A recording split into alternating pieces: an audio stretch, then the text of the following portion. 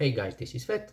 In today's video, I want to show you the most important things you need to do after installing Ubuntu 22.04. This is not a tutorial video on how to change your wallpaper or theming. These are actual useful tips which will come in handy for every Linux user. The very first thing you need to do after installing your operating system is obviously update it. I mean, you get a fresh installation, however, there are always packages that are a little bit out of date, and running this process will result in a clean, up-to-date, fresh installation. Just go to your software updater, click on update, and after that just wait a little bit. It's gonna take some time, so grab a coffee and wait it out.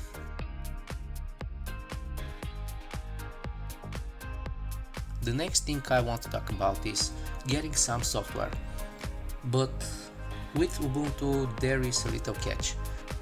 By default, the Ubuntu software looks for snaps which are specifically targeted towards Ubuntu installation. However, by adding some repository you will enrich your software choice. Just add some repositories. Open a terminal and type sudo add apt repository universe. Enter your password, wait it out, and do the same. However, this time type in sudo add apt repository multiverse. After the process is done, just type in sudo apt update. This will refresh the repositories and grab every package.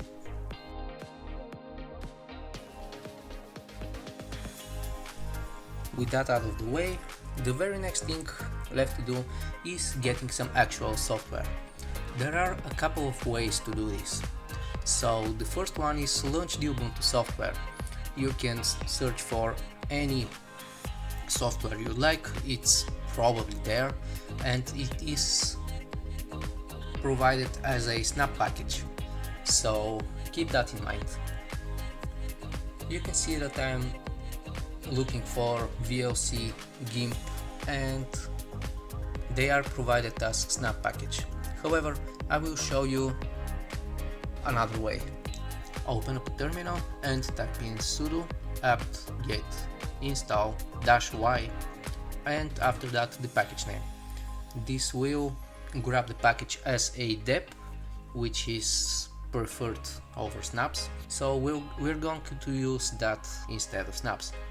You can type in several packages one after another with separation, and when you are done just click enter, and you may need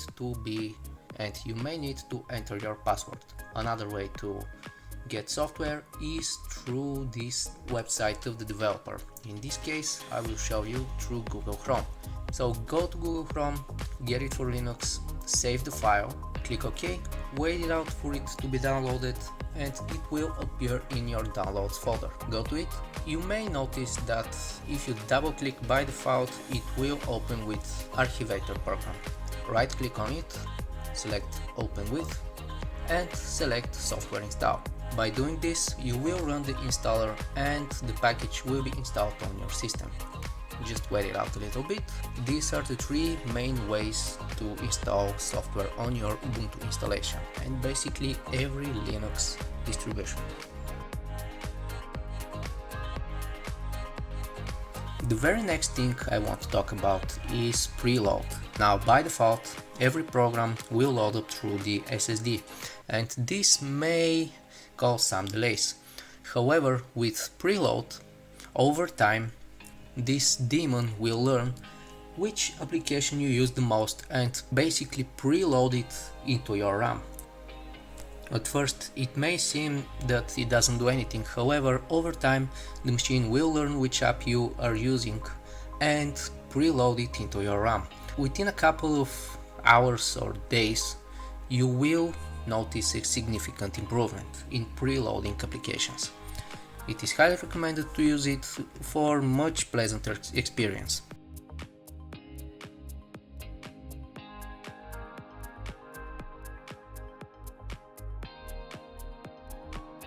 Linux and Ubuntu, due to legal restrictions, cannot ship their distributions with pre-installed multimedia codecs. However, they can be downloaded and installed with a simple command. By default, some media files cannot be played. Even MP3 songs cannot play out of the box in some cases. We will go ahead and install Ubuntu restricted extras and Ubuntu restricted add-ons. This contains codecs and Microsoft fonts which can be installed. Just keep in mind that after installing these codecs, you will be prompt to accept the end-user agreement, which is done by using the tap button of your keyboard and hit enter. These codecs are crucial not only to play local media, but for some online content as well. Just install them, and once it is done, you may need to restart your machine. The next thing I want to showcase is reducing the amount of swap files. By default, Ubuntu will use the swap memory a lot. However, this can be changed. Just open up a terminal, type in cat/proc/sys/vm/swappiness. By default, this value is 60, which is a lot. However, it can be edited, and this way your machine will use a lot less swap and thus wear your SSD class. Just type in sudo gedit/etc/sysctl.conf. You may need to enter your password since this is a system file which is not supposed to be edited. Scroll down, type in vm.swappiness = 10. Save the file and exit.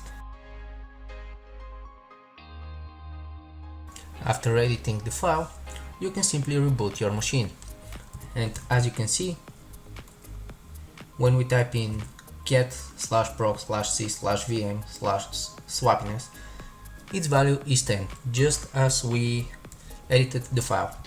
This way, your machine will use a lot less swap and thus wear out your SSD a lot less. By default, Ubuntu doesn't include minimize when you click on the dock. For example, here I'm opening up Firefox. However, when I click on the icon on the dock again, it doesn't minimize. I think this should be on by default. However, it can be easily brought back just as it is on Windows. It is a handy feature that I think should exist right out of the box. Open up a terminal, type in gsettings set org.gnome.shell.extensions.dash dash to dock, click dash action, and in quotes type in minimize. Hit enter, and when the command goes through, you can see that when we click on already opened application, it minimizes to the dock. The next thing on the list is tweaking your Ubuntu installation. For this, just install Gnome tweaks. Type in sudo apt-get install Gnome tweaks.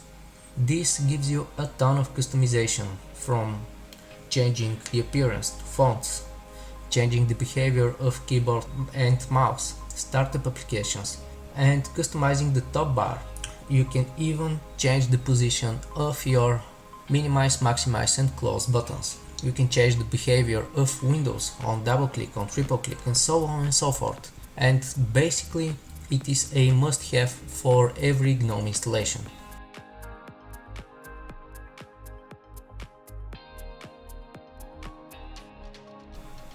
Next thing on the list is Gnome Shell extensions. Just type in sudo apt-get install from Gnome Shell and Gnome Shell extensions. Enter your password and wait for the process to finish. By default, if you go to Firefox and click on install the Gnome Shell extensions, you may need to do some extra steps which I have found troublesome to do in the recent versions of Ubuntu. However, with Google Chrome, this issue seems to have been fixed there. Install it there. After that, refresh your page and you can install extensions through the browser. Just select an extension and click on On. If we go to the extensions tab, you can see that it is right under the manually installed extensions, and we can choose which one is active and which one is not. Next thing on the list is nightlight. If you're working through the night, you may want to turn on nightlight. Now this is supposed to reduce the blue light which your display emits.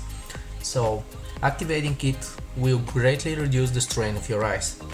Go to your settings, displays, and on the second tab there is nightlight. You can choose to schedule it or set it to automatic. You can change the color temperature. In my opinion, the default is OK. Next, I'll talk about the Ubuntu Cleaner. By default, it is not pre-installed, and you may need to add a PPA. Just type in sudo apt repository ppa gear dpu lg/ppa. Hit enter. After that, sudo apt update. So the package cache is refreshed, and type in sudo apt get install Ubuntu Cleaner. As you can see, this application allows you to clean your unnecessary files from Ubuntu. It is much like the CC Cleaner on Windows, however with a few tweaks. For demonstration purposes, I will go ahead and select all. Currently I have 9.6 GB free, and after running the cleaner, this space is increased to 12 GB. So it is a must application to have for your installation. Which brings me to my next thing on the list, and this is enabling hardware acceleration. Go to your browser of choice, in this case it is Firefox, and enter about config. Accept the risk and continue. This message will always prompt, so no worries. And after that, type in acceleration and look for layers acceleration force dash enabled. Double click it so it becomes true and restart your browser. The next time you launch your browser, things like some websites and videos will play much smoother. Last but not least on the list is Timeshift. Timeshift is a powerful software which has the ability to restore your system from a given point in time. Having this enables Linux users to tinker and play with their installation however they like without worrying about breaking the system. To install Timeshift, use sudo apt-get install Timeshift. Once it is done, open it. It will estimate your system size, and then you will be asked to choose the location to store your backup. Choose any partition you'd like, however, I suggest to use and format the USB drive and make the backup there. That way, even if you literally format your entire hard drive, you can get back your system to this current state using your USB drive. Click on Next, and you can set up automatic backups. You have various frequencies, however, we will pass that. Just please keep in mind that Timeshift does not back up your personal drives, like documents, photos and projects. It is a system backup tool in case you break your operating system. Thank you very much for watching, and I hope you enjoyed this video. If you did, you can follow me for more such content. I'll see you in the next video.